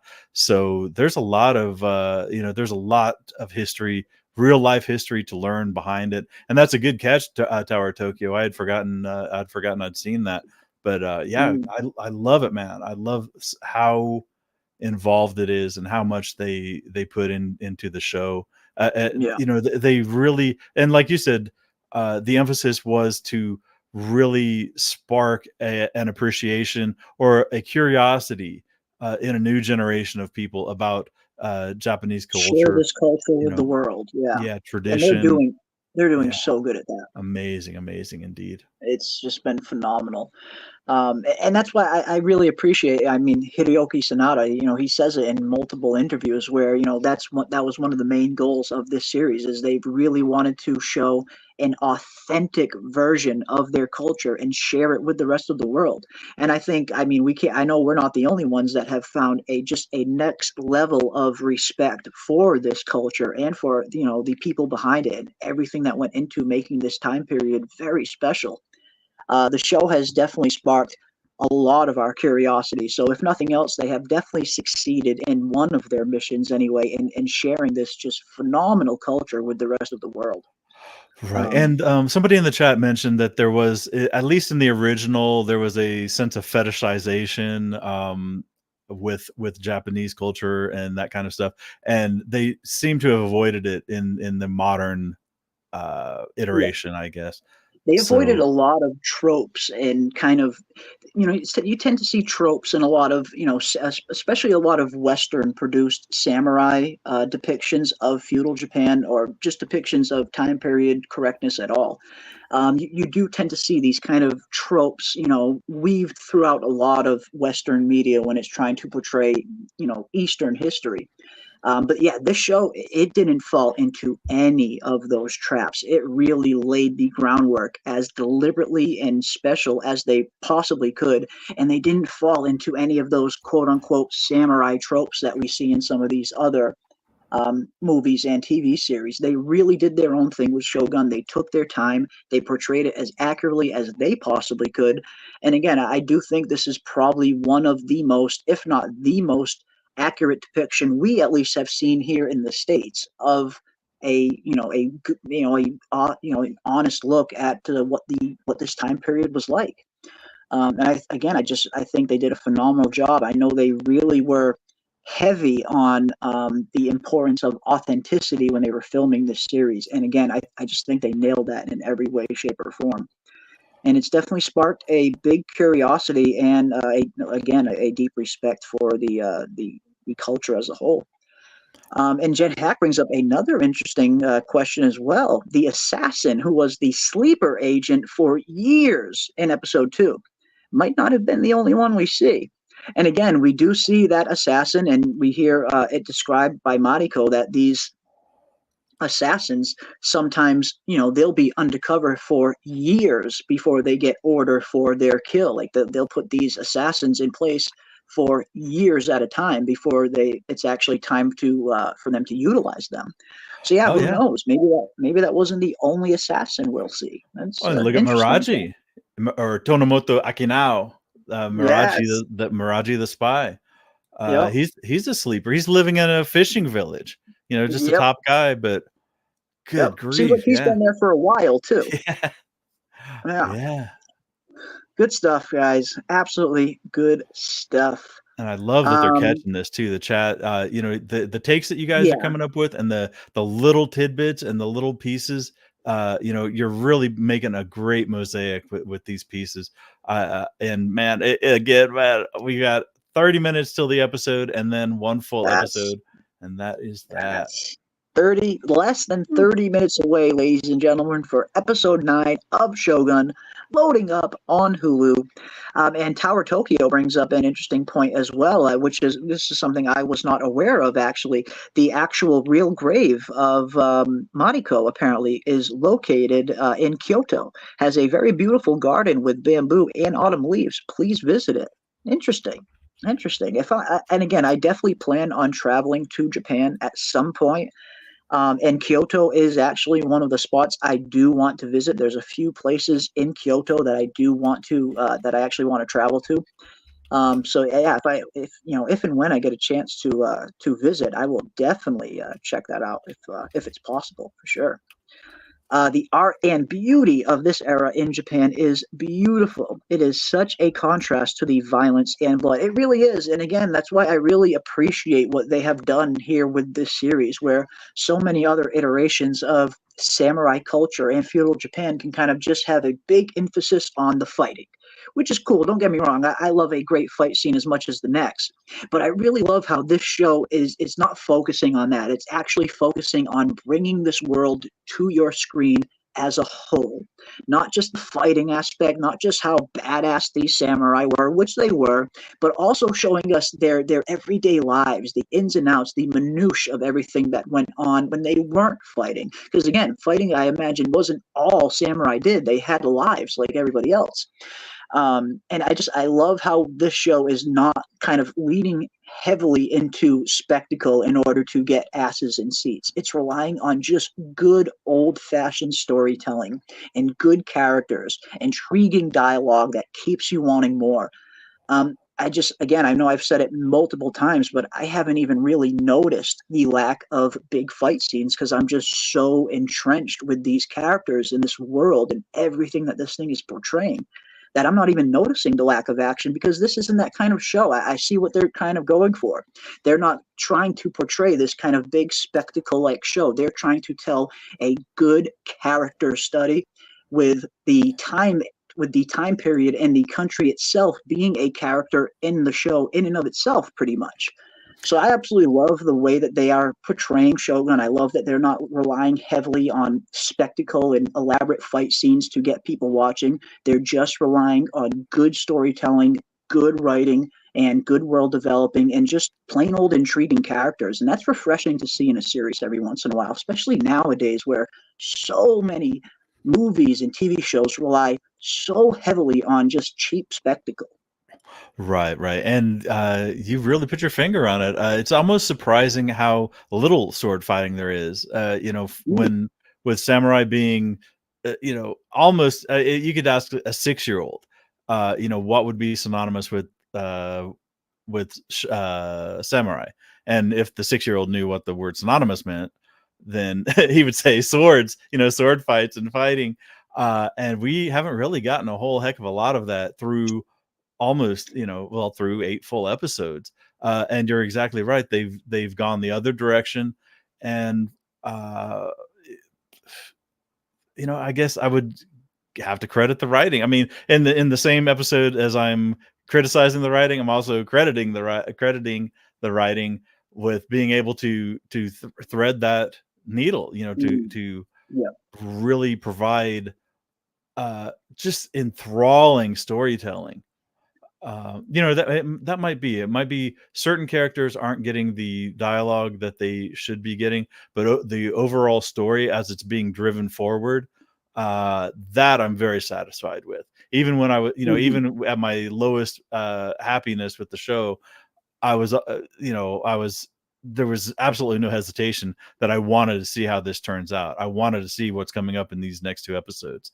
Because me too, man. Me too. I can't freaking wait. And Michael Lockhart has just informed us that episode 9 is 61 minutes long, and episode 10 is 63 minutes long. So about similar run times that we've got up until this point. So plenty of meat on that bone. Plenty of meat on that bone, indeed.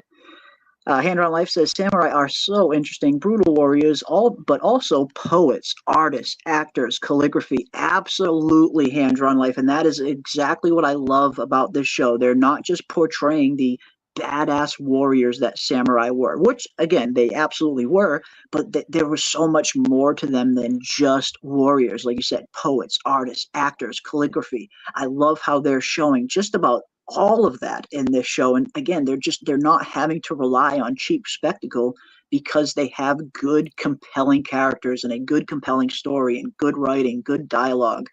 Again, I'm not missing the action one bit. It was so funny. And one thing that's been driving me crazy this whole show is whenever they have to sign something, they have to do it with the brush, how little they can fit on a page. I'm just thinking in my mind, just the nerd in me is like, oh my God, if you wrote smaller, you could fit so much more on a page, because they can only write when they had to sign their name or whatever. And it's like, they have to use the brush, and everything was written so big. I was like, oh my gosh, so inefficient. It's just, it's what they had. What can I say? I guess, you work with what you got, I guess. Yeah. Yeah, we're probably going to be good tonight on some fighting, I reckon. Yeah, it does look like we are going to get some decent fight scenes in episode 9. If any of the trailers and promotional material are any indication, it looks like we have some decent action popping off within the Osaka walls tonight. So if you have been missing some of the action, it looks like this next episode is probably going to quench the bloodlust that some of us have been maybe feeling. Totally cool, by the way. Plot twist, cannons will be used in Osaka to create chaos and help Mariko exit Osaka, but it's what kills her in the end. I'm not saying anything. Unfortunately, I have heard some leaks as to what might be happening in these next 2 episodes. I don't know how true they are, but I'm not going to comment further on this. I'll just leave it at that. But who knows, Kai? Maybe you're onto something. Mo Big says, that guy looks familiar. Didn't he used to be on the show? And we did talk a little bit about that, where Blackthorne, at least over the last few episodes, it seems like Blackthorne hasn't had as prominent as a role as he did in the first half of the season, which I guess is pretty understandable, especially, considering we're nearing the end, and it's definitely focusing a little bit more on Toranaga and his kind of quest. So it is going to be interesting to see what kind of role is Blackthorne going to play over these next 2 episodes? What kind of role is he going to have in this upcoming conflict? That's what I'm looking forward to seeing, because for the most part, we can kind of see a lot of the chess pieces are kind of set up and in line. We can kind of get a general idea of where things might be heading. But Blackthorne's character, what role is he going to be playing over these next 2 episodes? That's what I want to see. That's what I want to see. And yeah, Jen Hack brings up another very good point. These actors convey so much with a look. You can imagine being Blackthorne, not understanding the language, but being able to understand so much. And again, I mean, I know we've praised it time and time again here on the channel, but for good reason. And you're 100% right, Jen Hack. The acting on this show, and sometimes, like you said, you don't even need any dialogue between characters to kind of totally understand what each other are trying to convey. Where sometimes, a simple look conveys even more than words. There's that old saying, a picture is worth 1,000 words. Well, a good facial expression is worth 1,000,000 sometimes, I say. Because, yeah, the facial expressions, the way some of these characters emote, they can tell, they're saying so much with saying nothing at the same time. And that I really enjoy. Yeah, and this wasn't my take, but I remember from previous episodes, somebody in the chat was mentioning the rudders that they gave, the pilot's rudders that they gave back to Blackthorne might have his instructions inside if he gets around to opening them up and looking. So that would be another interesting thing to see if that comes true. I'll give somebody a lot of credit. That would be, yeah, that could be very interesting. I was still obsessing about writing. I was still obsessing about the writing and the side. So, like, being able to look at the pilot's rudders and see all that information written in such a small space where they have to use giant characters with a brush, that might have almost seemed like witchcraft. Maybe, yeah. And yeah, where is Fuji? Where is Fuji? Yeah. What role is Fuji going to play over these next 2 episodes? If the source material is any indication, I have a general idea, but again, the show might end in a totally different way altogether, and I'm totally cool if they do. But before we close this thing down, let's get through this trailer here and see what we can see. Now, of course, the first scene we get between Blackthorne and Mariko, and again, we have Blackthorne urging Mariko to not try and leave. They will try and stop you. And we have Mariko in turn telling Blackthorne to not get involved. And then we get this scene where the bishop is seemingly very suspicious, and he feels like Toranaga is up to something, and he is tasking Father Martin with finding out what exactly that is. And again, I feel like these 2 characters could be on a little bit different mindsets, at least, compared to how they started the season off, where at least in last week's episode, Father Martin in particular, he's starting to seem anyway, that he might feel Toranaga might be a better ally for the church than Ishido and Ochiba, especially with the deep hatred that Ochiba has for the Catholic Church, you can totally understand why Father Martin might start to think that Toranaga might be a better ally. But he doesn't seem as convinced, unfortunately, and it seems like he is very much still trying to uncover Toranaga's plot to probably put a stop to it. So this is going to be interesting to see where these two characters fall. Are there going to be a little bit of a rift between the two, and what role is Martin going to play in these next two episodes? Yeah, and I know Martin. He has the ability to pass, back and forth, but I don't know how much more access that Toranaga is going to give him, because it seems like Toranaga's got plenty on his plate. Well, and it seems like they didn't end on the best of terms during their last meeting, where even Toranaga says this priest is no friend of ours. So from now on, he doesn't even want him speaking in Japanese. He wanted Mariko to translate for him because he felt like these guys just aren't allies at this point. So, okay. So that message, tell him what you've seen here, might have been, as far as Toranaga is concerned, that might have been the period at the end of the sentence, as far as Father Martin is concerned. So he may not even get an audience if he shows up again. He might not even be permitted to get an audience at this point. That's a good point. And yeah, maybe it's just the priests are just mad they got trolled by Toranaga and the courtesans. That was such a good scene where here's Father Martin. He's so excited looking at this fresh new plot of land that he can build his new church, his Rock of Gibraltar, for lack of better terms.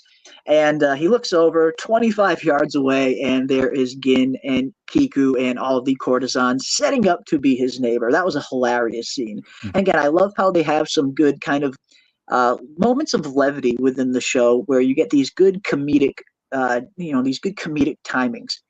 Where a lot of the show, the tone for the most part is a pretty serious tone. This is no comedy by any means. It's very much a serious drama tone to it. But it's nice that they have those moments of comedic levity every once in a while, whether it's coming from Yabushigi or Rodriguez or Blackthorne, or even in that, that quick little scene where we see the courtesans and we have a good laugh about it. It's nice that they're mixing in some good comedic moments from time to time. I enjoy that, as opposed to just being a serious tone all the time. You need some levity every once in a while. Yeah. It could be way too heavy if they didn't add that in there, for sure. Yeah. And Brian says, I'm team courtesan. Nothing wrong with that, my friend. Nothing wrong with that. But yeah, this is just, again, guys, we are getting closer and closer. Let's see what else we got. Next, of course, the most exciting part of the trailer, for me anyway, we see Yabushigi scaling the walls of Osaka at night. We see the grappling claws here in the next scene. And it seems like Yabushigi is up to some skullduggery. Now, the only question being here is Yabushigi doing some skullduggery on Toranaga's behalf, or on somebody else's behalf, or maybe on his own behalf? That's what I want to see. But what exactly do you think Yabushigi's up to here? You think he's still got some cards up his sleeve? Or is he going to be writing his last will and testament? I am utterly clueless. I don't believe it's assassination. Could it be passing a message? What's he doing? What's he doing in there? No idea on that one whatsoever. We established on the cliff scene that he does have the upper body strength to pull himself up a rope without any equipment. That's no joke, man. Pulling yourself hand over hand up a rope. Not an easy task. So big ups to Yabushigi, no matter what he's doing. Yeah. Whatever he's doing, I'm looking forward to seeing it. And yeah, Yabu is always out for himself. Absolutely. I mean, he has done some shady things again, but I kind of appreciate his will to survive. Similar to Blackthorne, again, those two characters do have a lot in common, Blackthorne and Yabushigi, where they're both seemingly willing to do almost anything to ensure their survival. So I like the determination and the unwillingness to quit. Yabushigi is a Ninja Turtle, says Kai. I have an utterly evil sailor walks into a bar joke. I can feel my soul burning just thinking about it, though. Yeah, another day, another will, says Michael Lockhart. Another day. Again, and speaking of the moments of comedic levity that we have been seeing throughout the show, that's been one of the funniest themes, just for me personally as a viewer, that's been one of the funniest kind of themes that we've seen spread throughout the series is Yabushige constantly writing and rewriting this will, thinking that he's going to die at any moment. And I love when he's ripping it up, like, kind of telling fate that no, he's not going to die today. The writing and the rewriting of the wills from Yabushige has been pretty funny to see. I do enjoy those scenes. Yabushige burnt his bridges. He has to help Toranaga to survive. This is a good point, Jen. I mean, we did see in that last episode where Yabushige did send one of his most trusted men to Osaka to try and repair the relationship with Ishido, only to have his most trusted man's head sent back to him in return. So it seems like at this point, Yabushige, at least he should be Team Toranaga all the way. It seems like that's his only, it's the only place that'll have him at this point. Yeah, and we get the sense that Blackthorne was going to help Toranaga, whether Toranaga wanted his help or not. And I just don't see Yabushige allowing himself to be upstaged by a barbarian. Ooh, interesting. Yeah, it's going to be fun to see the role that Yabu and Blackthorne are going to be playing, especially when we see them in the next still coming up here in a minute. But we also see Mariko being escorted through the walls of Osaka, and it's hard to see, but obviously this looks like a very similar scene when we see Mariko doing a little bit of fighting later on with the Nagakado. Yeah, is she leaving or Naginata? Yeah, is she leaving because she had her when she had her audience with what's his I forgot his name Ishido. She was wearing that really white one. She's wearing something totally different. Yeah. I think these are two totally different scenes and maybe two totally different days in and of themselves. Okay. Because we'll see here in a minute that when she's meeting with Ishido, she's wearing something totally different. But here, this looks like the same outfit that she is wearing when she's kind of fighting in the kind of Osaka courtyard. So this will be interesting to see how this fight scene develops, what leads to it. But I do have a feeling we will see this scene first. Now, I know the trailers can be a little confusing at times, but I do think these events are playing out of order. I do think the meeting that Mariko has with Ishido will take place before the fight scene. That's just my speculation. And I love this look on Yabushige and Blackthorne's face, where they're both just looking at each other freaking puzzled. And it's going to be interesting to see what they heard to put that look on their face. But obviously, it seems like Mariko, and here we see Mariko dressed in the white and, a little bit of a different undergarment here, a little bit of a different outfit. So it looks like those are two totally different scenes. But here we have Mariko speaking with Ishido, and Ishido's response is very telling, saying there's nothing more to discuss. So whether it's just part of Toranaga's plan, whether it's a sleight of hand tactic, whether it's part of Crimson Sky, it seems like Toranaga is sending Mariko to Osaka with some kind of message or proposition for Mariko, and it seems like he's turning it down right away, with Mariko in turn saying, okay, well, I'm free to come and go as I please. I'm free to leave. You aren't going to keep me here. And then in the very next scene, the trailer ends where we get a small glimpse of a fight scene between Mariko and some of Ishido's gray guards. And I do have a little clip that I have put together which shows us some scenes that have been shown in previous trailers as to a small amount of what we could maybe expect here in this scene. Check it out. Yeah.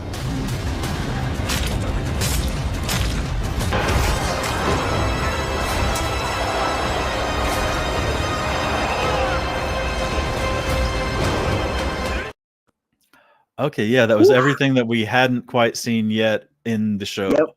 So yeah, those are scenes that have been in multiple trailers since the very beginning of the series, but those are scenes we haven't seen in any episodes yet. And judging by the setting in that scene, it looks like that is all going to be one big sequence here. We see a bunch of bodies laying down. Those were most likely taken out by the samurai that we just saw in that very same clip, followed by Mariko entering the fray in some way, shape, or form. And we also see this the group behind Mariko, which is very interesting. And I know Ravener, you brought it up, and I know I think others have brought it up as well. Whereas a lot of people were thinking that Mariko's role, or part of Mariko's role, could potentially be freeing the prisoners of Osaka to rally them to fight for Toranaga, because this looks like a very weird group that we see together. We see some fighters here, some samurai fighters here, but then we see some what looks to be handmaidens and house servants sprinkled in as well. So where exactly did Mariko get this ragtag group, and what are they going to be doing? I can't wait, but we are only 6 minutes away from finding out, ladies and gentlemen. I know. One naginata on the ground, unused, and those arrows as she was taking those steps, the arrows falling like right behind every footstep. That was another beautiful scene. I can't wait. If we get that in this episode, which I believe we will, it's going to be another powerful, powerful scene to enjoy. Yep. But you're right, man. The clock is a ticking. Yes, we are 6 minutes away, ladies and gentlemen, and I'll go through these real quick before we close it out here. But yes, this is just some of the scenes that we have not seen yet. Looks like we have some samurai here. Here we have Mariko right here and her ragtag group behind her with some of looks like to be Toranaga's guards, Toranaga samurai. We see the respectful bow before these two get absolutely ginsued, taken out with the quickness.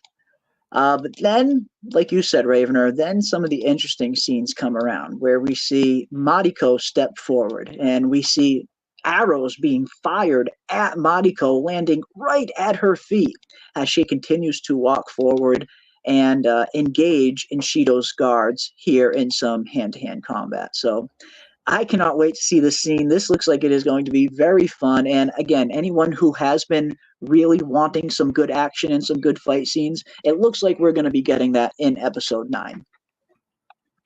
There we have it, folks. Yeah. There we have guys, it. Man, chat, thank you guys so much for hanging with us. I know we're running it right down to the wire. Me and Jeremy, we're going to be on Hulu, man, the minute the clock strikes 12.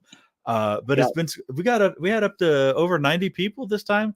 Again, thank you guys. And my God, we're going to be here on Wednesday talking about this episode that we're going to be watching momentarily.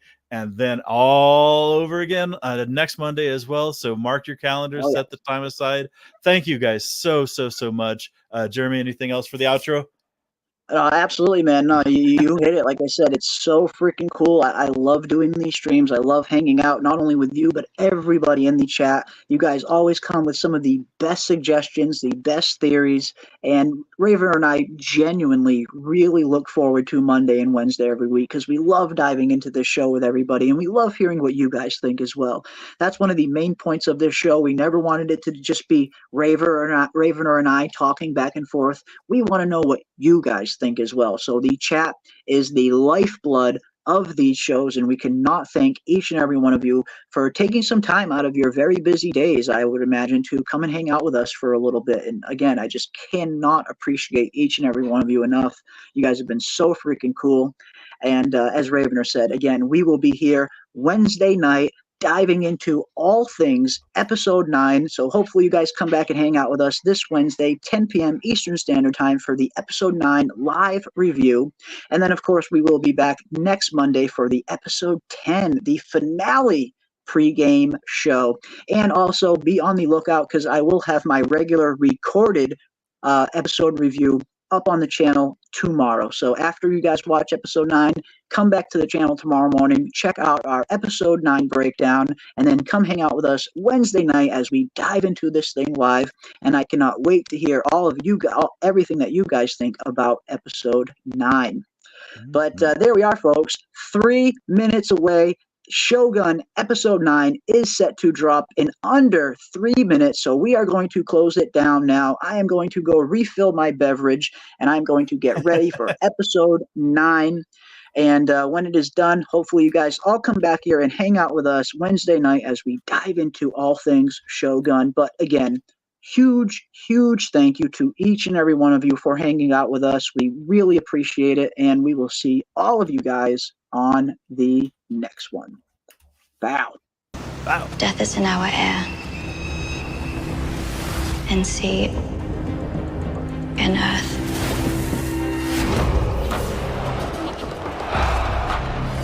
can come for us at any moment. To show your true heart is to risk your life. Enemies are everywhere and friends nowhere. Life and death are the same. Both can have value and purpose. Remember, we live and we die. We control nothing beyond that.